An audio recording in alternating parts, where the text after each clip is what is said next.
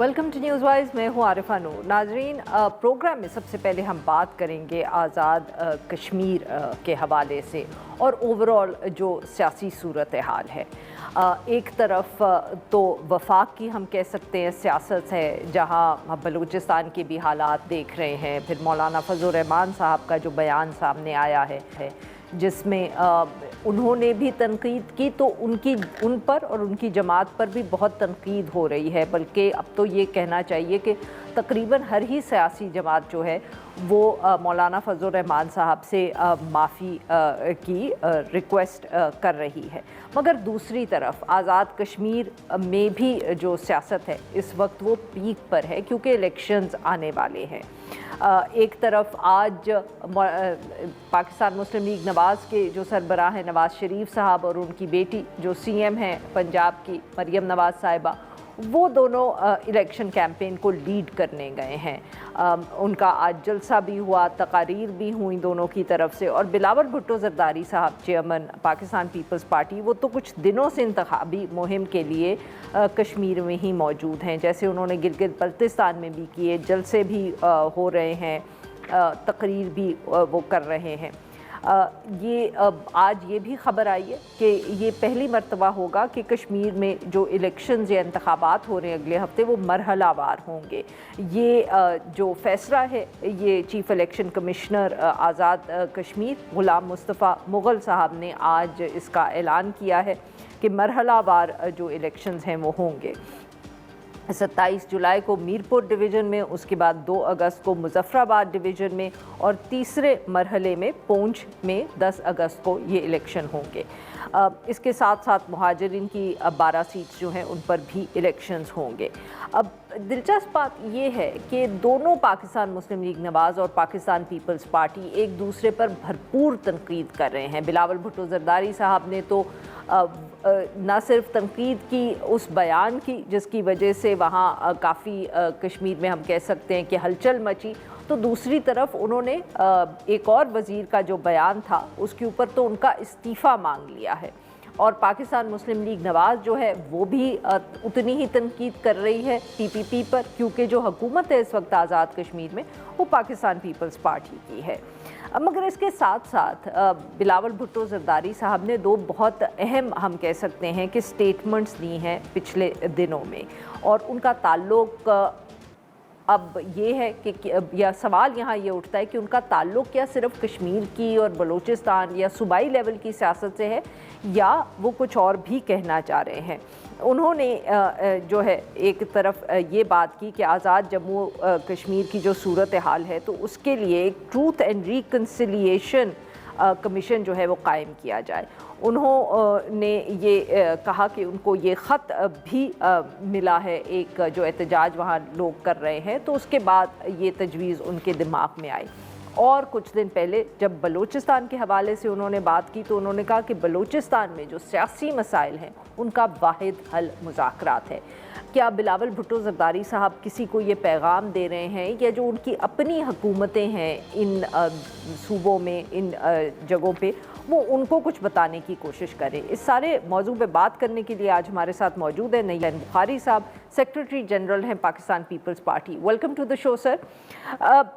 नईर साहब, इलेक्शंस पर भी बात करेंगे, बल्कि इनफैक्ट वहीं से शुरू करते हैं कि ये जो आज फैसला आया है इलेक्शन कमीशन का कि मरहलावार इलेक्शंस होंगे आज़ाद कश्मीर में, इसको पाकिस्तान पीपल्स पार्टी किस तरह देख रही है? वर यू एक्सपेक्टिंग कि ऐसा कोई फैसला होगा? Were you taken by surprise? आपकी पार्टी ने इसके ऊपर कोई मौक़िफ़ जो है आपका है, या आपके ख़्याल में आप इतनी जिसको कहते हैं ना पार्टी इतनी मजबूत पोजीशन में है कश्मीर में कि आपको इससे कोई फ़र्क नहीं पड़ता? शुक्रिया। देखिए, गुजारिश ये है कि ये जो इलेक्शन शेड्यूल जो है उसमें चेंजेस जो आई हैं, अपरेंटली इसके 2 रीजंस आपके सामने हैं कि PMLN की जो वफाकी वज़रा है वो कह रहे थे कि जी आज़ाद कश्मीर में हालात बड़े नॉर्मल हैं और अनरेस्ट नहीं है, और चेयरमैन बिलावल ने जलसा कर लिया डोडियाल में, तो अनरेस्ट होती तो जलसा ना कर सके। तो मैंने उस वक्त भी कहा था कि ऐसी बातें ना करें कि वो किसी में एक टॉक, मैंने कहा कि उंगली के पीछे सूरज को छुपाया नहीं जा सकता। ठीक। तो एक बात तो ये एस्टैब्लिश होगी कि there is an unrest in the region, और इलेक्शन कमीशन को इसको मुख्तलिफ मराइल में वो इलेक्शन करवाने की बात है। मसलन मिरपुर डिवीजन में 27 को होगा, मुजफ्फराबाद डिवीजन में 2 को होगा, और फिर पुंछ डिवीजन में 10 को होगा, और रिफ्यूजी सीट भी मेरा 2 अगस्त को इन्होंने रखी हुई है। तो मीनिंग देर बाय कि ये पहले हमने कहा था, चेयरमैन बिलावल भुट्टो ज़रदारी साहब ने कहा था कि जब जॉइंट एक्शन कमेटी से बातचीत चल रही थी और ये बड़ी अनरेस्ट थी, तो 22 जुलाई की डेट ये शेड्यूल दे चुके थे, तो चेयरमैन ने कहा था कि ये इसको पोस्टपोन कर दें, डिले कर लें कुछ अर्से के लिए, और ताकि एक सियासी माहौल बन सके, पॉलिटिकल एनवायरनमेंट अच्छा हो सके, तो जो कैंडिडेट्स हैं वो अपनी कॉन्स्टिट्यूंसी में कैंपेन कर सकें। लेकिन उस वक्त फिर वो वफाकी वज़रा कहते थे नहीं जी, आइन में दर्ज है कि 5 अगस्त लास्ट डेट है और विद इन 60 डेज पहले इलेक्शन होना चाहिए, उनके इंटरिम कॉन्स्टिट्यूशन की बात करना है।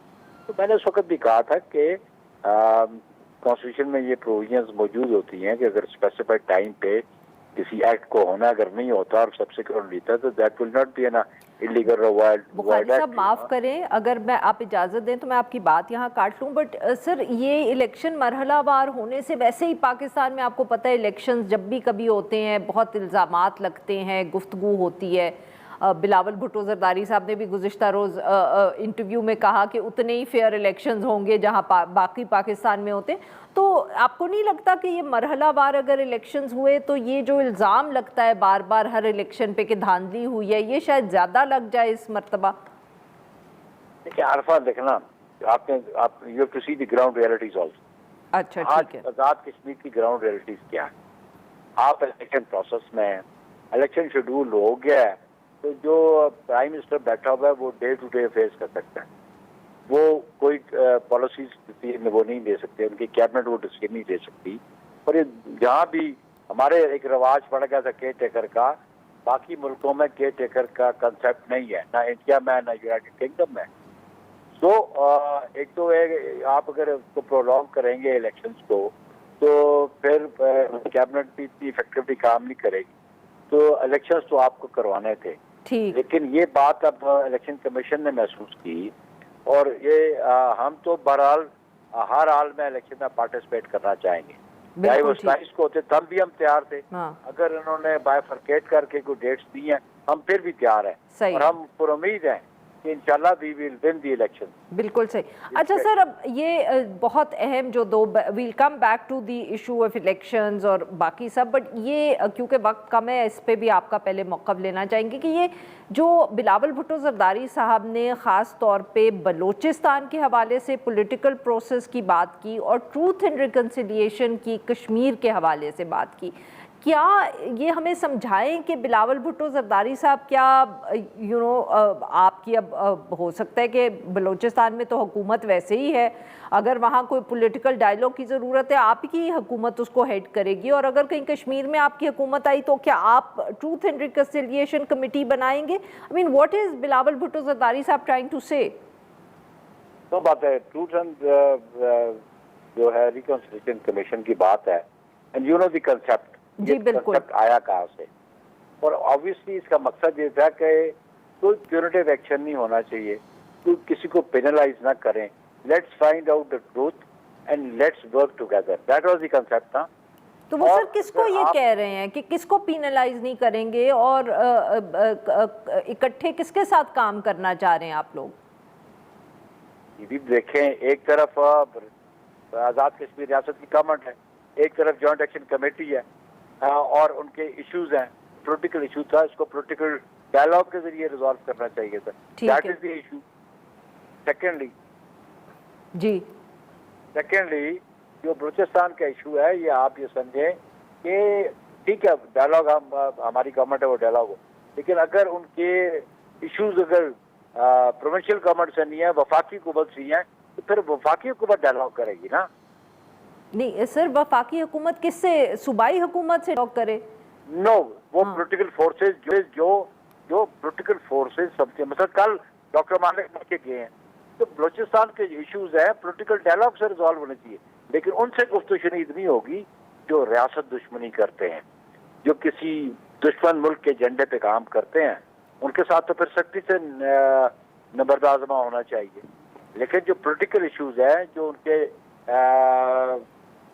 आपसे हैं कि जी उनके राइट्स हैं, उनके माइनिंग्स के इश्यूज हैं, उनके रेवेन्यूज के इश्यूज हैं, एनएफसी के इश्यूज हैं, वो जो सपोर्ट फेडरल गवर्नमेंट से चाहिए, इस पे तो डायलॉग होना चाहिए और डायलॉग से इसको रिजॉल्व होना चाहिए। यानी कि मुझे आपकी बात से ये समझ आया कि सरफराज बुख्ती साहब की जो शिकायत हैं या अब डॉक्टर अब्दुल मालिक साहब की अगर कोई खदशात हैं तो उनको वफाकी हुकूमत एड्रेस करे, क्योंकि वो सारे वफाकी हुकूमत और बलूचिस्तान के दरमियान ये इश्यूज हैं। जी बिल्कुल बिल्कुल बिल्कुल ठीक, बिल्कुल, अब दुरुस्त समझिए आप। बिल्कुल सही। अच्छा सर, मौलाना फजल रहमान साहब के भी पिछले दिनों एक बयान आया, उसके ऊपर तनकीद भी बहुत हुई, आपकी जमात से भी कुछ लोगों ने बात की, बाकियों ने भी गुफ्तगू की, मगर कुछ दिन पहले ये भी हमें बताया गया था कि बल्कि बिलावल भुट्टो जरदारी साहब ने दावत दी है मौलाना फजल रहमान साहब को कि वो बलूचिस्तान हुकूमत का हिस्सा बन जाए। ये जो सारा तनाज़ा खड़ा हुआ है, does that offer still stand, या आपको लगता है कि अब पाकिस्तान पीपल्स पार्टी की ये जो ऑफ़र है शायद इतनी कंट्रोवर्सी के बाद आप लोगों के लिए भी ये मुमकिन ना हो कि मौलाना साहब इत्तेहादी बने बलूचिस्तान में? Alpha, you are a very senior journalist. Politics is day-to-day affair. ये तो बात समझ आई ना? जी जी बिल्कुल सर। ऑब्वियसली मौलाना साहब की जो स्टेटमेंट थी उस पर मेरे चेयरमैन की जो रिस्पांस आ गया, that is enough, that is my parties response. ठीक है, आप हाँ उस पर मैं कमेंट नहीं कर पाता। हाँ, दूसरी बात, वो मौलाना साहब हमारे साथ कई दफ़ा कोलिशन में भी रहे, कई दफ़ा अपोजिशन में भी रहे, तो ये पॉलिटिकल प्रोसेस है and it is a continuing process, it can never be a stagnant, you know. तो अभी वो जैसे जिसका रेफरेंस किया, लेकिन अभी मेरी जमात तो मसरूफ़ है आज़ाद कश्मीर के इलेक्शन में, चेयरमैन साहब भी मसरूफ़ है, मेरी और लीडरशिप भी मसरूफ़ है। होपफुली चीफ मिनिस्टर बलूचिस्तान एक दिन पहले वो मिलके गए हैं चेयरमैन साहब से, तो इस पर कोई बुरा बात हुई हो तो I am not privy to it ना, ये क्योंकि मैं उस मीटिंग में नहीं था। तो मेरा ख्याल है Sarfaraz Bukhti would be a proper person to respond to this. सही। सर, आपको लगता है कि गिलगित बल्तिस्तान के इलेक्शंस में आपकी परफॉर्मेंस या पाकिस्तान पीपल्स पार्टी की परफॉर्मेंस कुछ उस तरह की रहेगी जैसे कश्मीर माफ़ करिएगा गिलगित बल्तिस्तान के इलेक्शंस में रही है, और आप हुकूमत बनाएंगे वहाँ भी? इंशाल्लाह। देखिए, गिलगित बल्तिस्तान में हमसे कुछ सीटें स्नैच की गई जी, क्योंकि मैं खुद उस इलेक्शन प्रोसेस में मौजूद था और in the formation of government I was there, you know. तो एज अ सेक्रेटरी जनरल मैं था, अभी भी मैं कश्मीर में भी हमारी लीडरशिप को हम भी चेयरमैन साहब भी जा रहे हैं, बाकी लीडर्स भी हमारे जा रहे हैं। मैं आपको वसूख से ये बात कहता हूँ कि ये जो सीट्स हैं आज़ाद कश्मीर के अंदर, इंशाल्लाह वहाँ पे हम सिंपल मेजॉरिटी में ले जाएंगे, लेकिन I still have a doubt about seats जो रेफ्यूजीज की सीट्स हैं जी, उनका इलेक्शन कैसे कंडक्ट करवाते हैं पंजाब में, क्योंकि 12 सीटों में से 11 साढ़े 10 तो पंजाब में एग्जिस्ट करती है। सर तभी तो आप लोगों को खदशा है कि वहाँ PMLN डोमिनेट कर जाएगी और फिर हुकूमत साजी में भी मसला होगा आप लोगों को? नहीं, डोमिनेशन तो सच नहीं, लेकिन हम एक्सपेक्ट करते हैं कि उसमें उनकी इंटरफेरेंस नहीं होगी इलेक्शन प्रोसेस में, वफाकी हुकूमत के भी और सूबाई हुकूमत के भी। और आज़ाद कश्मीर के चीफ इलेक्शन कमिश्नर इंश्योर करेंगे free fair and transparent election हो, तो इंशाल्लाह हम गवर्नमेंट बनाने की पोजीशन में हों। बहुत बहुत शुक्रिया सर, आपने हमारे लिए वक्त। यहाँ पे लेते हैं हम एक छोटी सी ब्रेक, और जब हम ब्रेक से वापस आएंगे तो हम बात जारी रखेंगे कश्मीर के हवाले से, मगर हम जानने की कोशिश करेंगे कि ऑन द ग्राउंड इस वक्त इलेक्शन के हवाले से दोनों जो बड़ी जमातें हैं उनकी क्या सूरत हाल है, एंड इलेक्शंस में वहाँ के जो लोग हैं वो क्या एक्सपेक्ट कर रहे हैं। वेलकम बैक नाजरीन। प्रोग्राम के इस हिस्से में भी हम कश्मीर के इलेक्शंस के हवाले से गुफ्तगू जारी रखेंगे। मालूम करने की कोशिश करेंगे कि इस वक्त ऑन द ग्राउंड सूरत हाल क्या है। पाकिस्तान पीपल्स पार्टी, पाकिस्तान मुस्लिम लीग नवाज़ दोनों की तरफ से जलसे किए जा रहे हैं। इस सारे मामले पे गुफ्तगू करने के लिए हमारे साथ मौजूद हैं तारिक नक्काश साहब, सहाफ़ी, डॉन अखबार से वाबस्ता हैं, आज़ाद कश्मीर मुजफ्फराबाद से हमें ज्वाइन कर रहे हैं। Welcome to the show Tariq Naqqash sahab. जी तारिक साहब, बताइए कि ये पाकिस्तान पीपल्स पार्टी के चेयरमैन बिलावल भुट्टो जरदारी साहब तो चंद दिनों से वहाँ जलसे कर रहे हैं, दूसरी तरफ आज नवाज शरीफ साहब और मरियम नवाज साहिबा भी पहुंची है। कैसे देख रहे हैं आप जलसे जो दोनों जमातों के हैं और लोगों का रिस्पांस उनकी तरफ? जी, आपने सही कहा कि बिलावल साहब तो लास्ट वीक भी आए और अनस्केड्यूल्ड विजिट था उनका मुजफ्फराबाद का, वो यहाँ 3 दिन रहे। फिर उसके बाद उन्होंने डडियाल में जलसा किया, उसके बाद उन्होंने कोटली सिटी में जलसा किया। उनका आज भी जलसा था कोटली के एक तहसील है नकियाल वहाँ, लेकिन वो मौसम की खराबी के बायस वो नहीं जा सके। अब वो मीरपुर में जलसा करेंगे। मुस्लिम लीग नवाज के जो मेन लीडरशिप है पार्टी के सुप्रीमो नवाज शरीफ साहब, ये लोग पहली मरतबा यहाँ आए इस पूरे अरसे में, जब से इलेक्शन कैंपेन का थोड़ा सा माहौल बनने लगा है। और वो अपनी पंजाब चीफ मिनिस्टर बेटी के हमरा थे। पार्टी के उनके मिनिस्टर्स तो आते रहे, लेकिन माहौल जो है बना है उनके खुद आने से। उनका जलसा था और अच्छी उसमें गैदरिंग थी, बारिश के बावजूद वहाँ उन लोगों का बड़ा जोशो खरोश वहाँ देखने में आया है। तो इस दफा की और माजी का जो इनका आना है उसमें एक फर्क वाज़ा नजर आ रहा है। माजी में जब भी आते थे तो ये एक दूसरे के खिलाफ, इनकी much of their speeches would revolve around opposition to each other. एक दूसरे पे इल्जाम तराशी होती थी, वहाँ ये नहीं किया, वहाँ ये नहीं किया, पाकिस्तान में ऐसा कर दिया, वैसा कर दिया। तो अब की बार ऐसा हो रहा है कि एक दूसरे पे इल्जाम तराशी से गुरेज हो रहा है। मतलब आज भी उनने बात वोटर्स से की, वोटर्स के वेलफेयर की बात की, आज़ाद कश्मीर की डेवलपमेंट की बात की। तारिक साहब माफ करिएगा आपकी बात यहाँ काटूं। बिलावल भुट्टो जरदारी साहब ने तो जो वुज़रा हैं कुछ PMLN के जो काबीना का है, वफाकी काबीना के का हिस्सा है, उन पे बहुत तनकीद की है। जी, तनकीद वो की है, लेकिन देखिए अगर इसको मैं अगर 5 साल पहले अगर ये माहौल होता तो ये तनकीद और तरह होती। अच्छा। और उन्हें मलफूफ अंदाज में उसने कहा जो सियालकोट, इवन उन्होंने नाम भी ख्वाजा आसिफ का ऐसे नहीं लिया, उन्होंने उनके हल्के को रेफर किया कि सियालकोट से जो नुमाइंदा है उन्होंने ये बात कही है। और ऑब्वियसली उनको कुछ ना कुछ चीजें तो एक्सप्लॉइट करनी है। और वो मीरपुर में खिताब कर रहे थे। ख्वाजा आसिफ साहब ने कहा था कि पुंछ के लोग और मीरपुर के लोग कश्मीरी नहीं हैं, तो उनने उसको एक्सप्लॉइट करना था। लेकिन वो जो तुर्शी और तलखी होती थी लहजों में, वो इस दफा अच्छी बात यह है कि वो देखने को नजर नहीं आ रही। और आपको क्या लगता है तारिक साहब कि लोगों का रुझान इन दोनों जमातों की तरफ किस तरफ है? मतलब कि गिलगित बल्तिस्तान की तरह हम एक्सपेक्ट करें कि इधर भी वफाकी हुकूमत वाली जमात जो है वो नहीं जीतेगी? Is that expected here?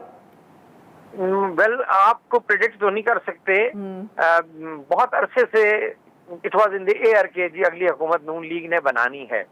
और जो रूलिंग पार्टी होती है उससे वैसे भी लोगों के थोड़े ग्रीवेंसेस भी होते हैं। लोकल रूलिंग पार्टी किसी ग्रीवेंसेस होते हैं, बहुत से लोगों के एक्सपेक्टेशंस होती हैं। घर से पीपल्स पार्टी को कि अपनी हुकूमत को कम टाइम मिला है, लेकिन पीपल्स पार्टी के लोग पिछली हुकूमत का जो 2.5 साल हुकूमत थी चौधरी अनवार उल हक की, उसका भी हिस्सा रहे हैं और की मिनिस्ट्रीज इनके पास रही हैं।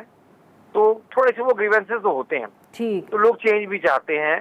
तो उस लिहाज से मुस्लिम लीग नवाज का थोड़ा पल्ला भारी लगता है। लेकिन मुकाबला हर जगह नेक टू नेक होगा। मतलब आखिर वक्त तक कोई प्रेडिक्शन नहीं की जा सकती, बिल्कुल कि कुछ हल्के ऐसे हैं जहां आप कह सकते हैं कि हाँ जी ये जीतने की बेहतर कंफर्टेबल पोजीशन में है। लेकिन बहुत से ऐसे हल्के हैं जहां मुकाबला बहुत सख्त है। 19-20 का फर्क होगा। जो आखिरी दिन अपनी कैंपेन को जो बेहतर अंदाज में समअप कर पाया वही फातेह होगा। और तारिक साहब ये बताइएगा कि जो पाकिस्तान तहरीक इंसाफ ने ये बॉयकॉट अनाउंस किया है, लोगों ने इसको किस तरह देखा है? नाराज़गी है PTI के सपोर्टर्स की तरफ से, या अब इतनी वो इरेलेवेंट है कश्मीर की सियासत में कि कोई फ़र्क भी नहीं पड़ा वोटर्स को इस फैसले से? देखिए, PTI काफ़ी अरसे से ऐसा ही लग रहा था कि कोई मैदान से भागने के बहाने ढूंढ रही है। और एक बात ये, पाकिस्तान में कोई इसको माने या ना माने, PTI की पॉपुलैरिटी है, उनकी फॉलोइंग है। आज़ाद कश्मीर में पार्टी भानुमती के कुंभे की तरह आखिरी मरहले पे बनाई गई थी। कोई बंदा इधर से खींचा, कोई उधर से खींचा, जहां जहां से खींच के लाए गए थे बहुत से लोग वापस उधर चले गए। तो ग्राउंड पे पीटीआई उस तरह अपने आप को मुनज़्ज़म नहीं कर पाई। फिर एक लड़ाई भी थी, रियासत के साथ इनकी लड़ाई भी है, तो एक फेवरेबल इनको माहौल भी नहीं मिल रहा था। तो उन्होंने बेहतर यही समझा कि वो बाइकआउट कर लें। और उनके जो लोग थे, बहुत से लोग जो है वो दरूने खाना भी सपोर्ट कर रहे हैं, वन कैंडिडेट और दी अदर, और बहुत से लोग खुल के भी सपोर्ट कर रहे हैं दूसरों की। आज भी पीटीआई कुछ लोग जो है वो नून लीग के कैंडिडेट की हिमायत में विड्रॉ हो गए हैं। यहाँ एक हमारे मुजफ्फराबाद के नवा में एक हल्का है, वहाँ बासर एक पीटीआई के रहनुमा हैं, उनके बारे में भी कहा जा रहा है कि उन्हें इस्तेकाम पाकिस्तान पार्टी के कैंडिडेट से अंडर हैंड और वेरी क्विकली तारिक साहब, आईपीपी के क्या चांसेस हैं? वेरी क्विकली देखिए, आईपीपी के सिर्फ 2 इलेक्टेबल्स थे, एक खुद सरदार तनवीर इलियास और एक अली शान सोनी जो 4 इलेक्शन पीछे जीत चुके हैं। उसके अलावा कोई मेजर अपसेट करने की पोजीशन नहीं थे। लेकिन तनवीर इलियास साहब भी को बहुत मुश्किल का सामना है अपने आबाई हल्के में। उनके चचेदार भाई हैं उनके मद्दे मुकाबिल, और दूसरा हल्का जहाँ से वो जीते थे पहली बार, वहाँ पीपल्स पार्टी के एक बहुत पुराने सीनियर लीडर कमर जमान साहब के बेटे उनके मद्दे मुकाबिल हैं, और मुश्ताक मिनाज नून लीग के कैंडिडेट। तो उनके लिए बहुत मुश्किलात हैं। बहुत मुश्किल से अगर वो मैनेज कर पाए तो आ सकेंगे, वगरना मुश्किल है। इसी तरह अली शान सोनी के लिए भी हालात इस वक्त इतने अच्छे नहीं है जितने पिछले 4 इलेक्शन में कुछ। बहुत बहुत शुक्रिया सर, आपने हमारे लिए वक्त निकाल रही। यहाँ पे लेंगे एक छोटी सी ब्रेक, और जब हम ब्रेक से वापस आएंगे तो हम बात करेंगे भारत की, और जो वहाँ एहतजाज गुज़िश्ता रोज़ नौजवानों और तुलबा ने। वेलकम बैक नाज़रीन। प्रोग्राम के इस हिस्से में हम जिक्र करेंगे भारत का। हमारे हमसाए मुल्क के दारुल हुकूमत में जो एक एहतजाज जारी है, और जिसका ताल्लुक जो है वो वहाँ के तालीम के शोबे से है। भारत में नौजवानों की क़यादत में एक पिछले दिनों में तहरीक जो है वो सामने आई, जिसको कॉकरोच जनता पार्टी तहरीक का नाम दिया गया। ये जो है हम कह सकते हैं कि इन अ वे इस वक्त तो यही लग रहा है कि जो वहाँ की दिल्ली में इस वक्त हुकूमत है, उसके लिए एक शायद उनकी तीसरी टर्म में ये it's one of the biggest challenges, क्योंकि इससे पहले हमने देखा एक मर्तबा पंजाब के जो फार्मर्स थे उनकी तरफ से भी तहरीक चलाई गई, और अब लग रहा है कि जैसे ये भी एक बड़ी तहरीक और एक बड़ा चैलेंज साबित होगी। अब किस्सा शुरू हुआ था, पेपर्स लीक हुए, उस पर जो तुलबा थे, नौजवान लोग थे, उनको गुस्सा चढ़ा। उधर से ये मोमेंटम अब इतना बिल्ड हो गया कि गुज़िश्ता रोज़ एक एहतजाज किया गया। लाखों तुलबा जो हैं वो ख़ास तौर पे जो मेडिकल का जो कौमी दाखिला टेस्ट है उसका पेपर लीक होने पे, तालीमी बदउनवानी पर और बेरोज़गारी के ख़िलाफ़ उनका एक ये एहतजाज हुआ। मुज़ाहिरीन न सिर्फ तालीमी निज़ाम में इस्लाहात का मुतालबा कर रहे हैं, बल्कि जो वज़ीर तालीम है उसका इस्तीफ़ा भी मांग रहे हैं। एहतजाज इतना बड़ा हुआ, मगर पुलिस जो थी वो भी वहाँ मौजूद थी, और दोनों तरफ हमने देखा कि झड़पें हुई, बहुत से लोग ज़ख्मी हुए, गिरफ़्तार हुए। अपोजिशन पार्टी, सिविल सोसाइटी से बहुत हम कह सकते हैं कि हिमायत जो है वो इन तुलबा को मिली। एक तरफ सोनम वांगचक जो अरेस्ट हुए हैं, उन्होंने भूख हड़ताल की इनके सपोर्ट में। राहुल गांधी साहब जो थे वो भी इनके हक़ में बोले, बल्कि आज तो ये भी इतलात कुछ आई कि उनको भी पुलिस ने डिटेन किया है। इसके साथ साथ जो एक्टिविस्ट है, सिविल सोसाइटी एक्टिविस्ट है, पॉलिटिकल एक्टिविस्ट है, उनकी तरफ से भी बहुत हमायत मिली है। इस सारे मामले पे गुफ्तगू करने के लिए आज हमारे साथ मौजूद हैं भानुचंद साहब। ये एक सीनियर सहाफ़ी और एडिटर है, न्यू दिल्ली से हमें ज्वाइन कर रहे हैं। Welcome to the show Bharat साहब। जी सर, बताइए कि ये किस्सा शुरू हुआ था एक पेपर लीक से, मगर मोमेंटम बहुत बिल्ड हो गया, क्योंकि कल जिस किस्म की हमने यहाँ पाकिस्तान में बैठे हुए भी फुटेज देखी सोशल मीडिया पे, जब एहतजाज हो रहा था और वो वॉक कर रहे थे, तो the numbers seem to be huge. जी, कम से कम 50,000 से 1 लाख नौजवान वहाँ पे मौजूद थे इस प्रोटेस्ट में। और अभी देखें, हाल के 10-12 सालों में दिल्ली के अंदर ये सबसे बड़ी प्रोटेस्ट थी, और इस तरह की प्रोटेस्ट की जिन्होंने 3 बैरियर तोड़ के पार्लियामेंट के दरवाजे तक पहुंचने की कोशिश की, और पुलिस ने लाठीचार्ज किया, आंसू गैस के गोले फेंके। और पुलिस तो कहती है कि केवल बस 60 नौजवान इसमें वुंडेड हुए, लेकिन जो कॉकरोच जनता पार्टी है उनका कहना है कि 150 के करीब लोग जख्मी हुए और 103 अस्पताल में हैं। बिल्कुल सही भारत साहब, बट ये बताइएगा कि ये एक ऑब्वियसली कॉकरोच जनता पार्टी जब सामने आई, एक ट्विटर अकाउंट था और उन्होंने सारा उनका जो ये सपोर्ट है ये सिर्फ तालीमी निसाब के हवाले से है। इतने लोग जो ये इकट्ठे या बच्चे इकट्ठे हुए दिल्ली में, क्या ये सिर्फ दिल्ली के तालिब इल्म थे या और जगहों से भी वहाँ ये पहुँचे? बिकॉज ऑब्वियसली इशू तो ये काफ़ी दिनों से चल रहा था। जी, ये इनकी जो प्रोटेस्ट थी वो 23 दिन से चल रही थी। और ये शुरू हुआ किसी ने एक शगुफा छोड़ दिया जब चीफ जस्टिस ऑफ इंडिया ने कहा, और वो कहते हैं कि उन्होंने खाली उन लॉयर्स के लिए कहा जो नकली डिग्री लेके आ जाते हैं, उनको कॉकरोचेस कहा। तो किसी ने ये कॉकरोच जनता पार्टी नाम से इंस्टाग्राम पे एक शगुफा छोड़ा, लेकिन वो इतना पॉपुलर हुआ कि तब लोगों को अंदाजा हुआ कि इतना गुस्सा है बच्चों के बीच में कि एजुकेशन सिस्टम में हो क्या रहा है। जब से मोदी सरकार आई है तब से 152 से लेकर 154 पेपर लीक हुए हैं।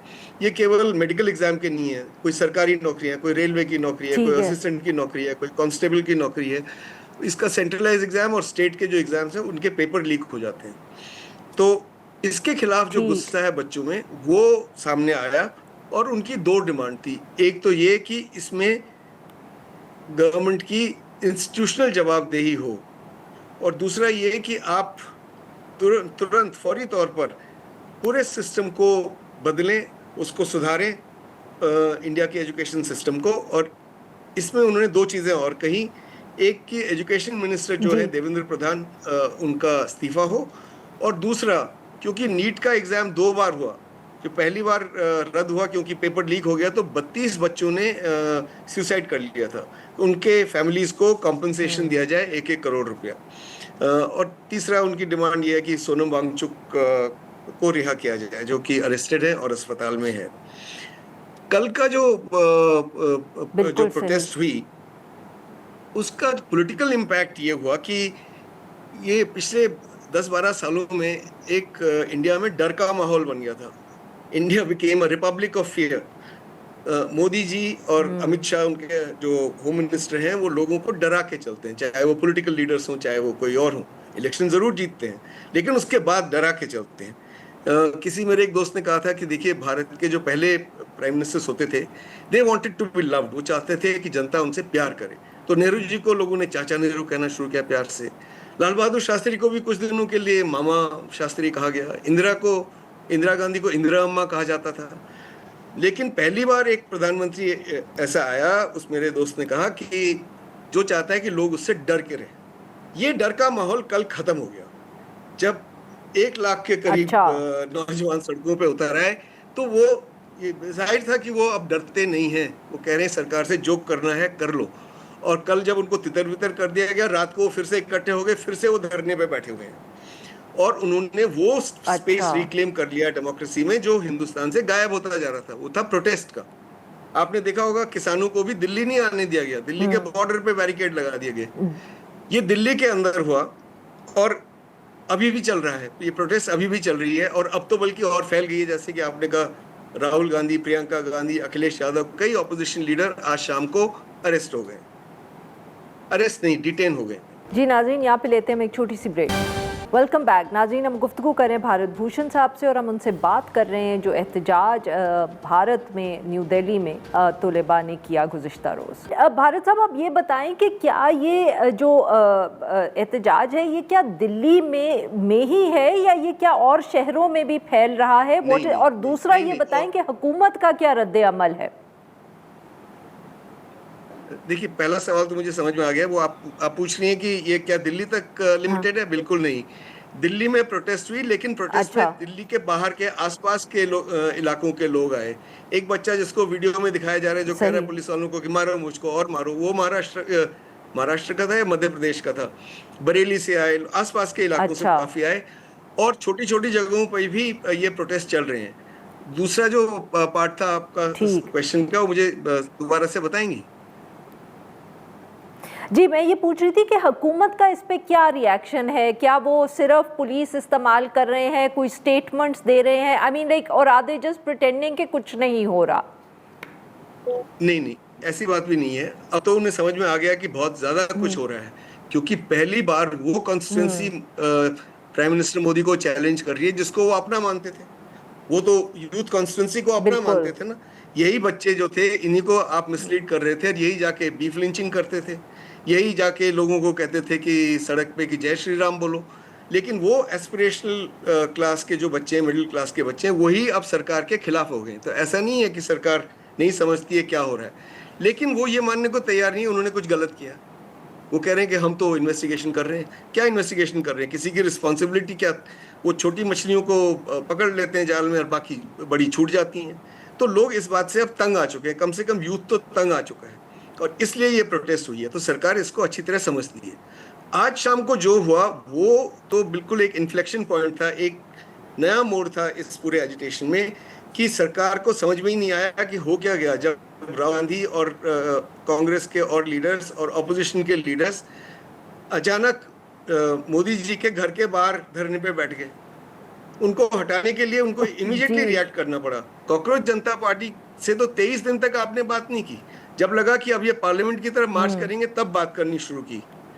लेकिन इनके इससे वो बहुत घबरा गए, क्योंकि मामला उनके हाथ से निकल गया। और लाइव टीवी पे आप राहुल गांधी ऑपोजिशन लीडर को मैन हैंडल कर रहे हैं। 7 पुलिस वाले उनके हाथ पांव खींच के उठा के पुलिस के वैन में डाल रहे हैं। ऐसे ही और लीडर्स के साथ हुआ। तो इससे पहले वो घबरा गए, इसलिए उन्होंने भेजा एक मंत्री को, एक मिनिस्टर को भेजा, जितेंद्र सिंह, और एक अपने होम सेक्रेटरी को भेजा उनसे बात करने के, और कहा कि आप क्या चाहते हैं। तो राहुल गांधी ने कहा कि मैं माफ करिएगा भारत डिस्कशन साहब, अच्छा ठीक है, सॉरी, मैं यही पूछना चाह रही थी कि किधर भेजा, वो आपने बता दिया कि वो राहुल गांधी से बात करने गए। जी फरमाएं।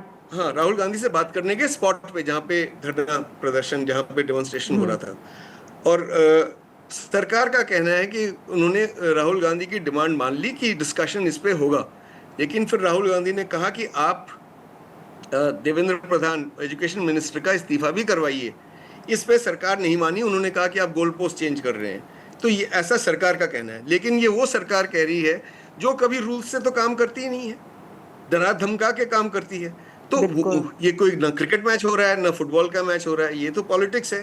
पॉलिटिक्स में जो जनता की डिमांड होगी वो सामने आएगी और टाइम के साथ बदलती भी रहेगी। तो राहुल गांधी ने कहा नहीं, यही है हमारी डिमांड, उनको निकालिए और डिस्कशन करिए, और तब तक हम यहाँ से नहीं उठेंगे। तो उन्होंने, पुलिस फोर्स वहाँ पहले से ही मौजूद थी, तो काफ़ी उनके साथ धक्का मुक्की करके लोगों को ज़बरदस्ती बसों में डाल के ऑपोजिशन लीडर्स को, एमपीज को वो ले गए। यहाँ कहाँ ले गए हैं ये अभी पता नहीं है, लेकिन मुझे लगता है किसी पुलिस स्टेशन में ले जाएंगे कहीं दूर के, और रात को शायद छोड़ भी दें। नहीं छोड़ेंगे तो मामला और बिगड़ेगा।